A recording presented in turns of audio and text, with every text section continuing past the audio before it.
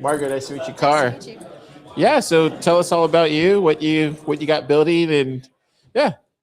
Yeah, so I'm Margo. I'm a researcher. I finished my PhD at Georgia Tech in civil engineering. I was researching Bitcoin mining.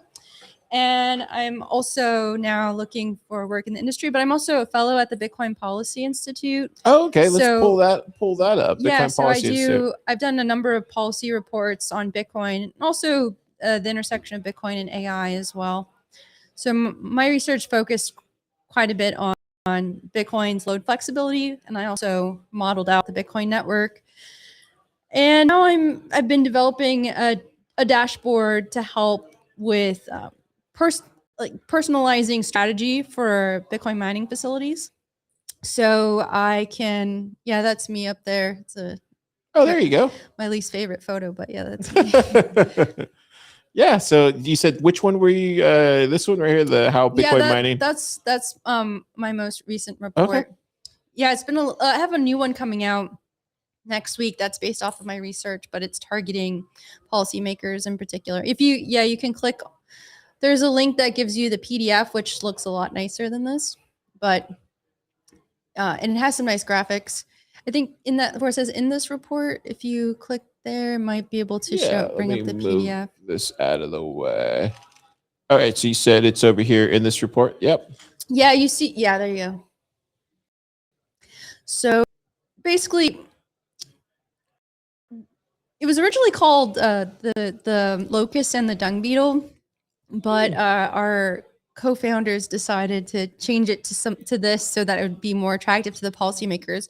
But really, what it was so there's a study in there that does look at the emissions of Bitcoin mining, but it was also very much a look at how AI and Bitcoin mining are different. And this came out again in 2024. This was really at the start when Bitcoin miners were starting to talk about transitioning to AI or bringing in HPC compute into the picture. So this was kind of an early look at what was going to happen and just really clarifying the differences between the two types of loads.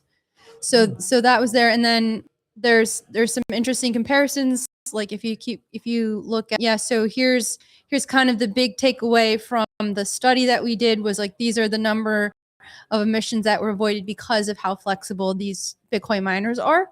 So you can actually avoid quite a bit of emissions, which is a really great thing for the grid. And it's something that basically any load that can reduce its power can do. But Bitcoin miners are really unique in the sense because they can power on and off within seconds. And most data centers cannot do this, or like nearly no other data center can do this.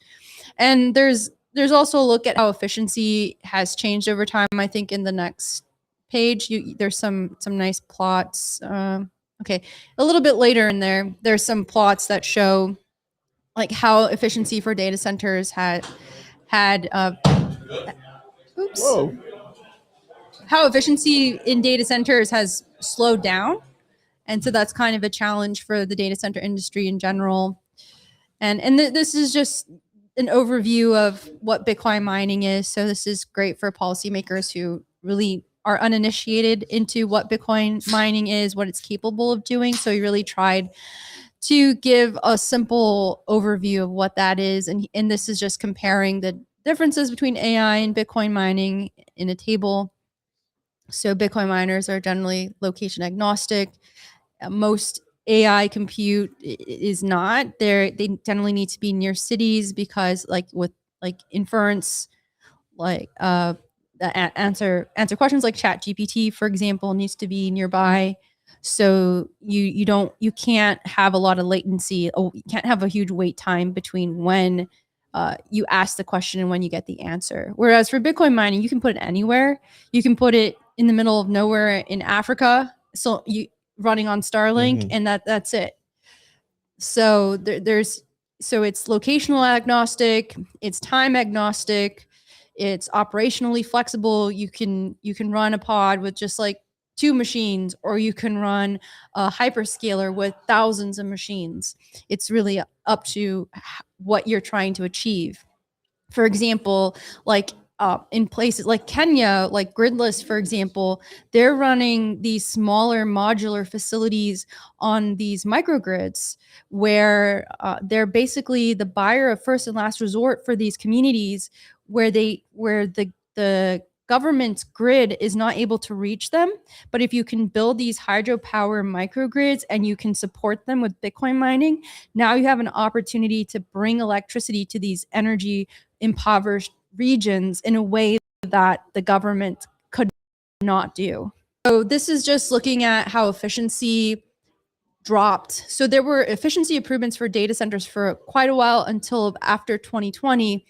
And that efficiency, that power efficiency started to slow down. And part of that was because compute was starting to come on much faster than the efficiency improvements in the hardware, in storage, right? That it couldn't keep up with the trends. So that's why you see this stagnation in the early 2020s. And that is a big concern for energy researchers for data centers.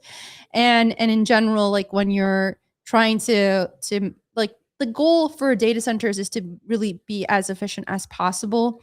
And so these are concerns in terms of like, how are you going to bring on all that additional load to meet these new data centers if they're not using that energy as efficiency as they were before? And this is looking at the efficiency trends for Bitcoin mining machines. So I fit a curve here. Over time, you can see going back to 2016. So these are like much older ASICs coming out into the 2024 and 2026. And you can just see how there's been this downward trend, this continual improvement in ASICs over time, which is very good. But at the same time, you can see that the trends are slowing a bit as you go out into the future because the improvements in the chips, the literal like silicon wafers of these chips over time has slowed. And so it's catching up, like Bitcoin mining efficiency is catching up with the general trends of computing in general, like Moore's law, that sort of thing. Like Bitcoin mining is not immune to Moore's law. It's just, it took some time to get there. So that's really just what that's showing. Yeah, we just had Scott on here talking about that very same thing. Oh, cool. Interesting. Yeah, and this is just the results of the study. So this was a really early version of what became my PhD dissertation. And so this was when I had only data from 8 facilities, and it was just a simple analysis of their uptimes and their load flexibility and looking at their decarbonization potential. So yeah, this just goes through the analysis, and there's some figures that just show comparatively how different facilities performed differently. Like some of them were reducing their power a lot more than others, and so it raised a lot of questions about why were some facilities really good at being flexible and others not so much. This is through the Bitcoin Policy Institute. It was a study that I co-wrote with Troy Cross in 2024. It's about, I forgot what it's titled, but it's like Bitcoin reduces carbon emissions, something like that. And this is energy protection. So this was a really simple back of the envelope estimation that I did for the report, and just trying to give the reader a sense of where AI energy consumption was going and where Bitcoin mining energy consumption was going and how they compared in general. And so I did a very simple estimation of that energy consumption going out to 2027. And I think it's held okay so far in terms of the estimations. And this is just looking at the US specifically. Yeah.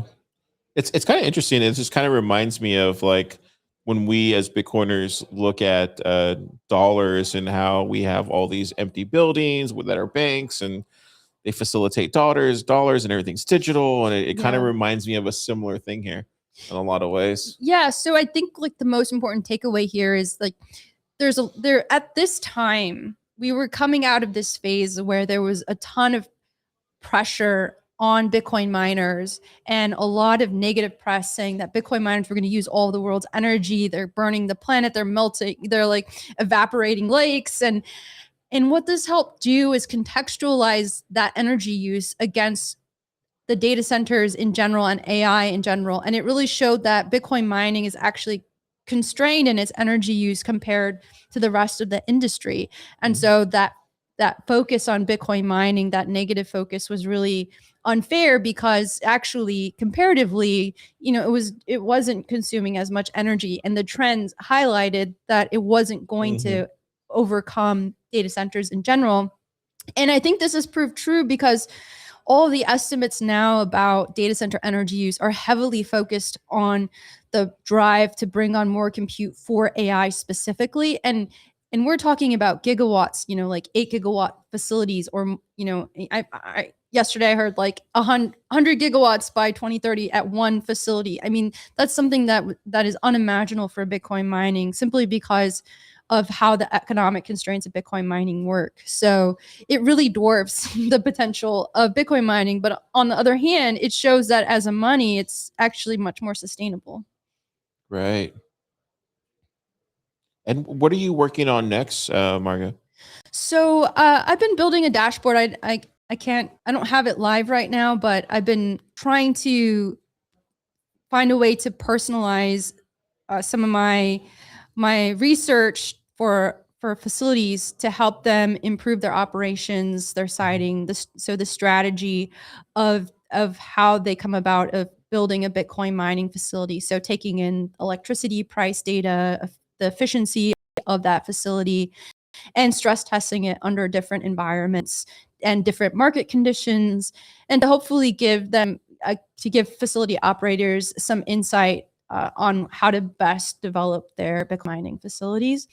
And then I'm also just kind of taking a break, and maybe I'll be working on some more research in the future. I'm actually collaborating with a French institute, on a study on using nuclear with Bitcoin mining, because their nuclear power is curtailed quite a bit, and some of it is based off of the electricity economics, and so there's potential there to use Bitcoin mining. So I'm going to be helping out, putting a study together of that, to see really how the economics pencil out. Yeah, is that kind of I don't know if you've looked into it that much yet. Is it feasible for something like that?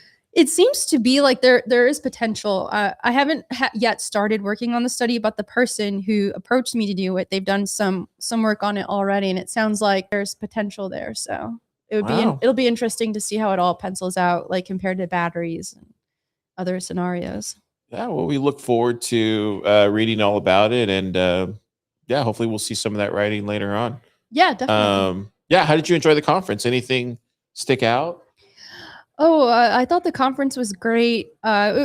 So I really stopped attending conferences for about a year so that I could finish my PhD. So this is actually my first mining conference in Oh, wow. at least a year. But it was really great. I gave a keynote talk about my research and got a lot of really great feedback. And I just really enjoyed seeing some people I hadn't seen in a while, and just getting up to speed with where the industry is today. I was very interested. Is your first time in Austin, or have you been to Austin before? No, I've been here a few times, and all for Bitcoin reasons. I've never been to Austin for a non-Bitcoin reason. Yeah, it's definitely a Bitcoin hub, and hopefully here soon an AI hub. It feels like in a lot of ways. Oh yeah, I think so. I believe that. Yeah.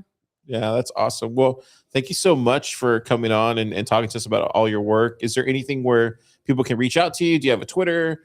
I'm on Twitter. I'm Jyn Urso, JYN_URSO. I'm on there, and that's where I got my start. JYN JYN_URSO. So it's based off of the character from Rogue One.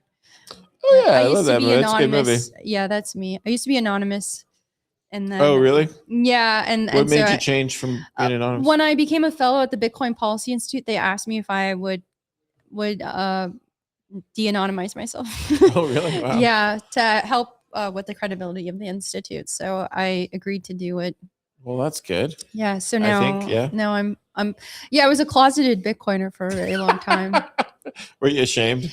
No, I wasn't ashamed, but at the time it was so unpopular. It was like extremely toxic, especially in academia. So how did you deal with all that? Like, how did you deal with all that kind of day Well, to I day? basically switched labs and got my own funding because That's one way to deal my with old it, yeah. advisor was really opposed to it, didn't understand it. But once I had my own funding and a new advisor, it was much easier. Yeah, so I highly suggest bring your own money if you can, if you can find a way to do it. That's the best way. Yeah, that's There you go. Supporter work. You have a geyser fund. yeah, my node is not connected to it anymore, but yeah, you can reach me through through Office Twitter or like hours. yeah. This is really old. I need to update this. This is like Oh, several sorry. years old. I clicked on it. I was like, oh, let me just click on this. Yeah, no, it's several years DM old. her on Twitter. I'm sure. Yeah. Yeah, that's probably one way to add her. Or yeah, find those other ways.